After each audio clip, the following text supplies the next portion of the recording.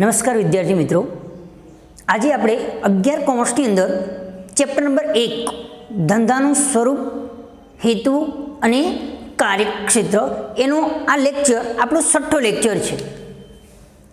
બરાબર, આપણે અહીંયા 6થો લેક્ચર આ ચેપ્ટરનો ભણવાનો છે.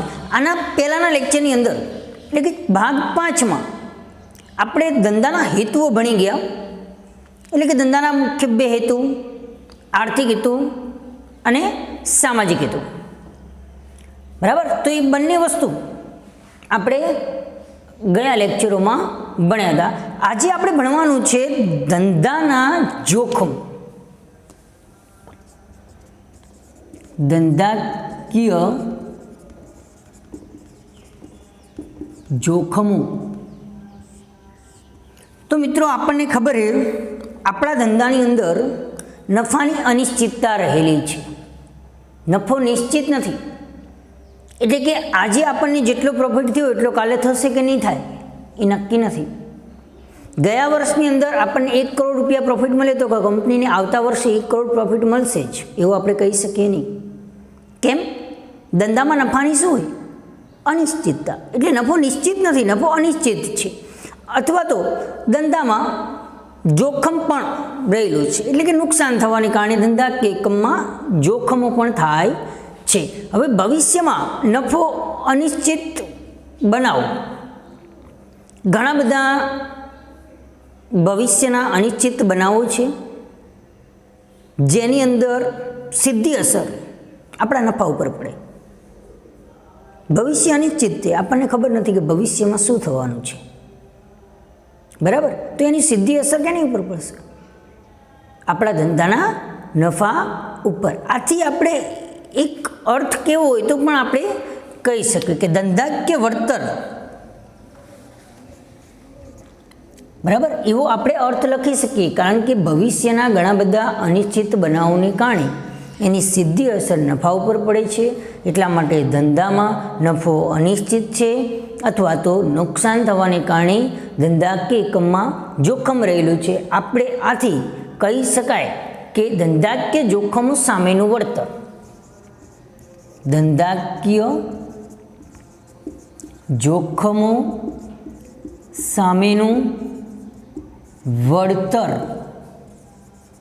એટલે નફો. નફાનો આવી પણ વ્યાખ્યા આપણે બનાવી શકીએ કે આપણા ધંધાની અંદર જે જોખમો ઊભા થાય છે તેની સામે વળતર મેળવવું, એને આપણે શું કહીએ?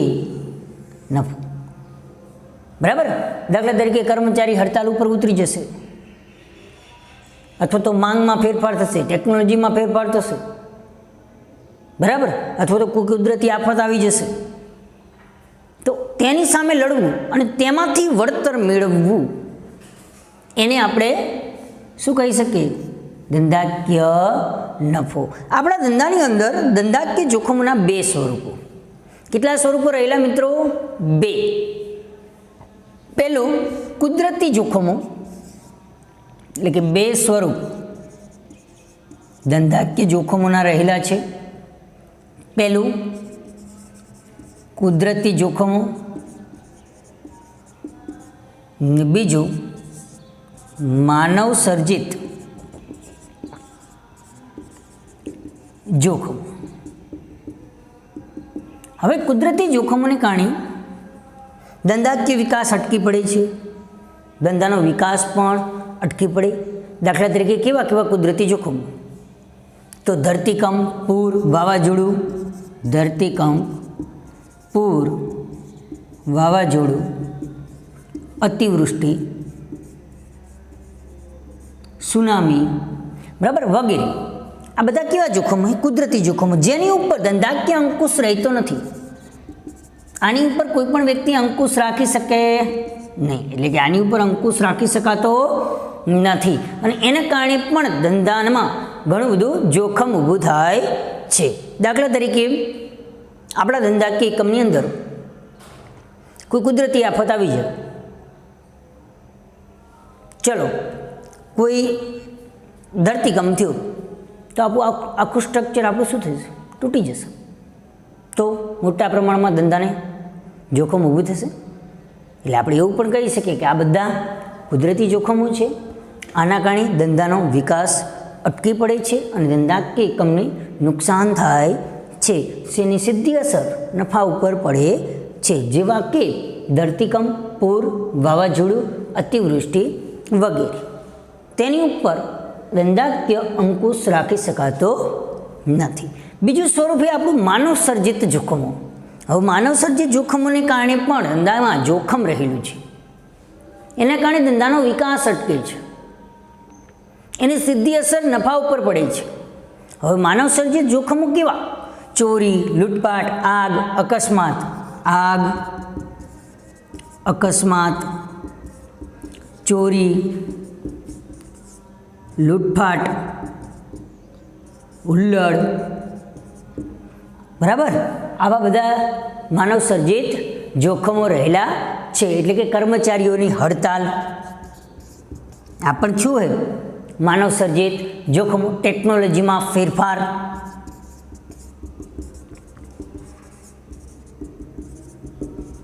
બરાબર, ટેકનોલોજીમાં ફેરફારને કારણે પણ ધંધામાં જોખમ રહેલું છે. ગ્રાહકોની રુચિ, ગ્રાહકોની પસંદગી વગેરેમાં ફેરફાર, આ બધા માનવ સર્જિત જોખમો રહેલા છે. બરાબર, અને આને કારણે ધંધાનો વિકાસ અટકે છે. એટલે ટૂંકમાં મારો કહેવાનો ભાવાર્થ, ધંધાકીય જોખમોના બે સ્વરૂપો, એક કુદરતી જોખમ, બીજું માનવ સર્જિત જોખમ. બંનેને જોખમોને કારણે ધંધાનો વિકાસ અટકી પડે છે, ધંધામાં નુકસાન થાય છે. કુદરતી જોખમો કેવા? ધરતીકંપ, પૂર, વાવાઝોડું, અતિવૃષ્ટિ વગેરે. અને આનું ધંધા ઉપર કોઈ અંકુશ હોતો નથી, એટલે કે આની ઉપર કોઈ નિયંત્રણ નથી હોતું. એટલે કે આપણે ધરતીકંપને રોકવો હોય તો આપણે રોકી શકીએ નહીં, રોકી શકીએ ના. બરાબર. પછી બીજું છે માનવ સર્જિત જોખમો. તો એના કારણે પણ ધંધાનો વિકાસ અટકી પડે છે. કેવા કેવા જોખમો રહેલા? આગ, અકસ્માત, ચોરી, લૂંટફાટ, હુલ્લડ, કર્મચારીઓની હડતાળ, ટેકનોલોજીમાં ફેરફાર, ગ્રાહકોની રુચિમાં ફેરફાર, પસંદગીમાં ફેરફાર, આ બધા કેવા છે? માનવ સર્જિત જોખમો, જે માનવીએ ઊભા કરેલા જોખમો છે. બરાબર, જેની ઉપર ધંધાકીય અંકુશ રાખી શકે છે. બરાબર, ટૂંકમાં આ બંને જોખમો રહેલા છે. તો અહીંયા આપણને 3 માર્ક્સમાં કે 2 માર્ક્સમાં આવો પ્રશ્ન પૂછાય કે ધંધાકીય જોખમોના સ્વરૂપો જણાવો. બરાબર, તો આવા 2 સ્વરૂપો આપણે ધંધાના જણાવી શકીએ. હવે ધંધાકીય જોખમોના કારણો મિત્રો અહીંયા આપણે ભણવાના છે. ધંધાકીય જોખમોના કારણ.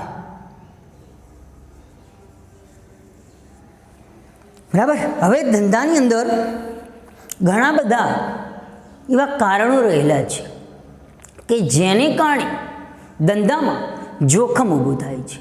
એટલે કે ધંધામાં નુકસાન આવે છે, જેની સીધી અસર નફા ઉપર પડે છે.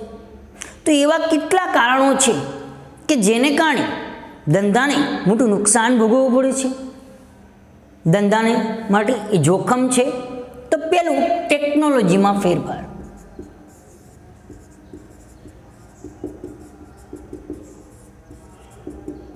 મિત્રો, અત્યારે વર્તમાન યુગમાં, એટલે કે આપણા આધુનિક યુગની અંદર આપણે જોઈએ, દરરોજ નવીન વસ્તુ માર્કેટમાં આવે. દરરોજ સવારમાં આપણે ઉઠીએ એટલે એક નવી પ્રોડક્ટની જાહેરાત આપણે જોઈએ જ છીએ. બરાબર, એટલે એનો મિનિંગ એવો થયો કે દરરોજ એક નવી વસ્તુ પ્રોડક્ટ આવે, અથવા તો નવી ટેકનોલોજીની વસ્તુ એક બહાર આવે. ટૂંકમાં મારો કહેવાનો ભાવાર્થ એવો હોય કે આધુનિક ક્ષેત્રની અંદર નવા નવા સંશોધનો થાય છે.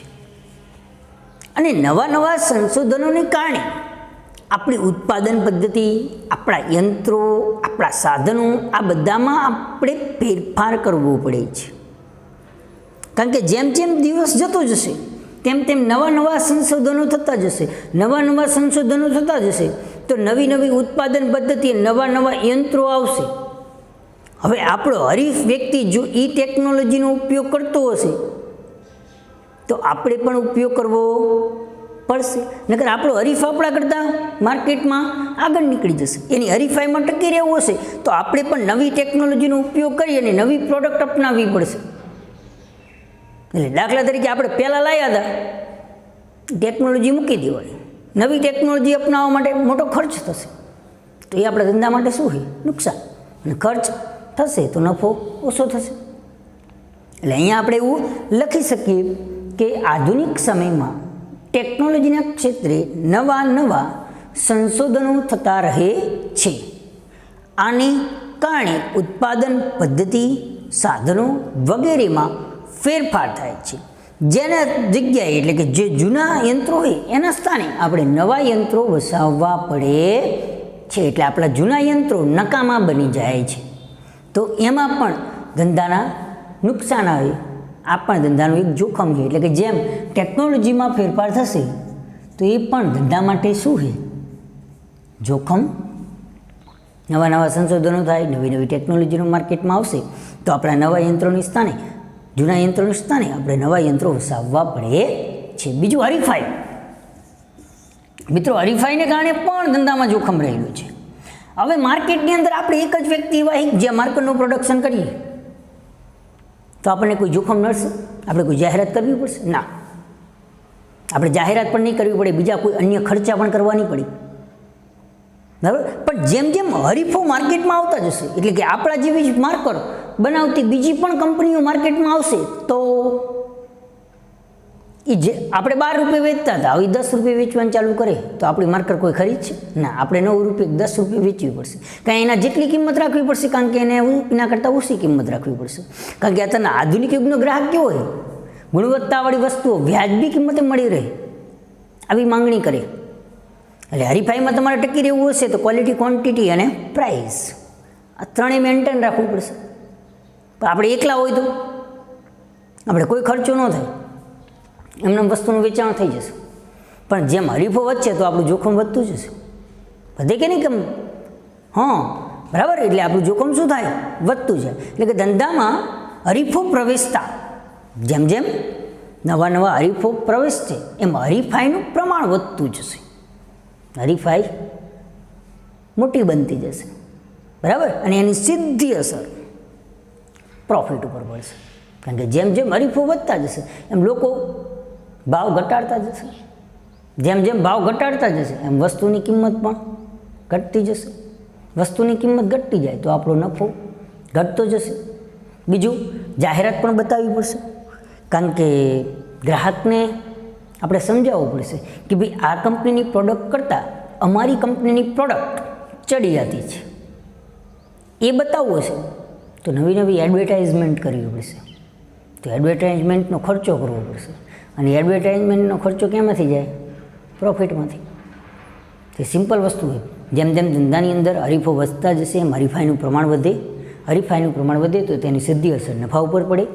જાહેરાત અને અન્ય ખર્ચાઓ વધે. વસ્તુની કિંમત ઘટાડવી પડે, જે ધંધા માટે શું હોય? જોખમ. બરાબર. એટલે એને કારણે પણ ધંધામાં જોખમ ઊભું થાય છે. ત્રીજું, વૈકલ્પિક પેદાશોનો ભય. વૈકલ્પિક પેદાશોનો ભય. અત્યારના આધુનિક ગ્રાહક વૈકલ્પિક પેદાશોનો ઉપયોગ કરવા માંડ્યો. કારણ કે ટેકનોલોજી ક્ષેત્રે નવા નવા સંશોધનો થવા માંડ્યા એટલે ગ્રાહકો બધા વૈકલ્પિક પેદાશો તરફ વળી ગયા. વૈકલ્પિક પેદાશ એટલે એના જેવી પણ એના કરતાં લેટેસ્ટ. રેડિયો અત્યારે કોઈ સાંભળે ના? ટેલિવિઝન એનું નવું સ્વરૂપ આવી ગયું, આધુનિક સ્વરૂપ આવી ગયું, ટેકનોલોજીમાં ફેરફાર થઈ ગયો. બરાબર. તો રેડિયોના સ્થાને અત્યારે ગ્રાહક કઈ વસ્તુની માંગણી કરે? ટીવીની માંગણી કરે. ફાઉન્ટર પેન હતી પહેલાં, એની જગ્યાએ આપણે અત્યારે કેની માંગણી કરીએ? બોલ પેન. તો એ શું થયું એનું? વૈકલ્પિક પેદાશ. તો માર્કેટમાં નવી વૈકલ્પિક પેદાશ આવશે તો ધંધામાં શું થશે? જોખમ ઊભું થશે. પહેલાં ટાઈપરાઇટર હતા, અત્યારે કોમ્પ્યુટર આવી ગયા. ટાઈપરાઇટર વાળી બધી કંપનીઓ ક્યાં ગઈ? બંધ થઈ ગઈ. એના માટે શું થઈ ગયું? જોખમ. રેડિયો એની જગ્યાએ શું આવી ગયું? ટેલિવિઝન. ફાઉન્ટર પેન એની જગ્યાએ શું આવ્યું? બોલ પેન. એટલે કે ટેકનોલોજીમાં નવા નવા સંશોધનને કારણે ગ્રાહકો વૈકલ્પિક પેદાશો તરફ વળે છે. દાખલા તરીકે રેડિયોના સ્થાને ટેલિવિઝન, ફાઉન્ટર પેનની સ્થાને બોલ પેન, ટાઈપરાઇટરની સ્થાને કોમ્પ્યુટર, બરાબર, વગેરે. ચલો એના પછી ચોથું, માંગની અનિશ્ચિતતા.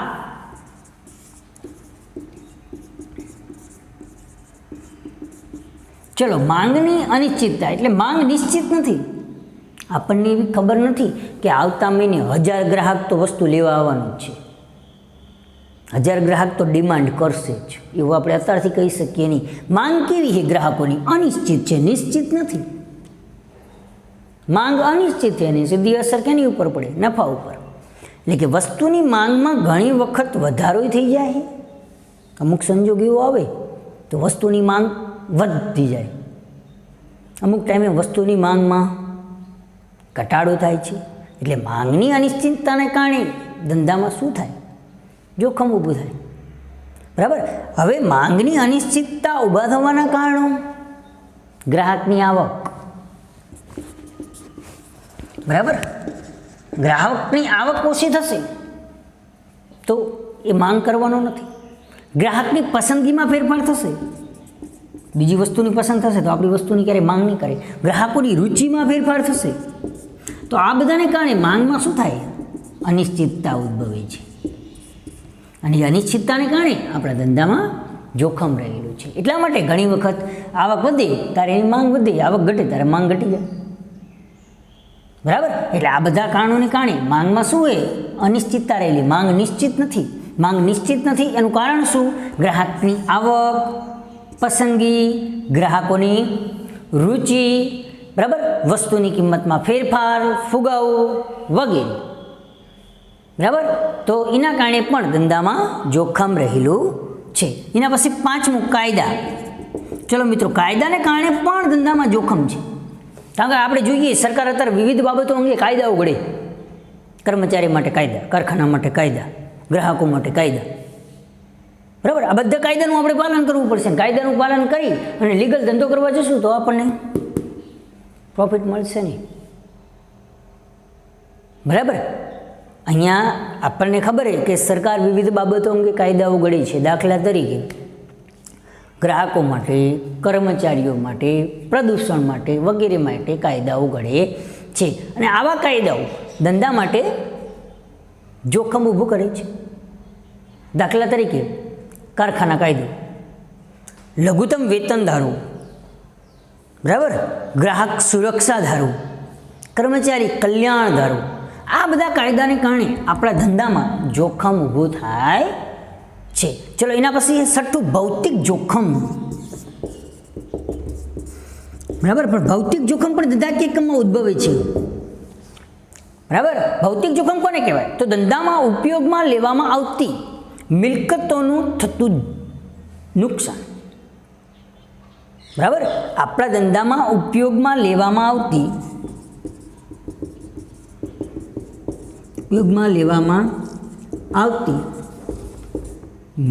મિલકતોનું નુકસાન. બરાબર. અથવા તો મિલકતોને થતું જોખમ, એને આપણે કહીએ થતું જોખમ, એને આપણે કહીએ ભૌતિક જોખમ. એટલે કે આપણા ધંધામાં અત્યારે જે વસ્તુનું, જે મિલકતનું, જે સાધનનું, જે યંત્રનું આપણે ઉપયોગ કરીએ છીએ અને એ યંત્રને, એ સાધનને જોખમ થશે તો એને કેવું જોખમ કહેવાય? ભૌતિક જોખમ. દાખલા તરીકે એક યંત્ર છે, ચાલુ છે, તરત બંધ થઈ ગયું તો આપણા માટે શું થયું? જોખમ. સાધન ખોટવાઈ જશે, બંધ થઈ જશે તો એને કયું જોખમ કહેવાય? ભૌતિક જોખમ. આપણી વસ્તુ એક જગ્યાએથી બીજી જગ્યાએ લઈ જતા હશું અને નુકસાન થશે, એક્સિડન્ટ થશે, આગ અકસ્માત થઈ જશે ચાલુ વાહને, તો એને કયું જોખમ કહેવાય? ભૌતિક જોખમ. એટલે કે ધંધામાં ઉપયોગમાં લેવામાં આવતી મિલકતોને થતું જોખમ, એને આપણે કહીએ ભૌતિક જોખમ. બરાબર. એટલે કે અચાનક યંત્ર અને સાધનો કાર્ય કરતાં અટકી જાય, માલની હેરફેર દરમિયાન નુકસાન થાય તો ભૌતિક જોખમ ઊભું કરે છે. હવે 7મું આર્થિક જોખમ.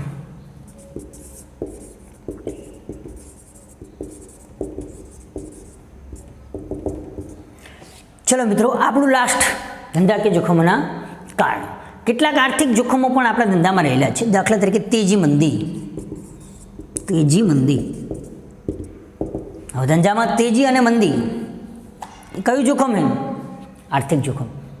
બરાબર. પછી વ્યાજમાં વધારો ઘટાડો,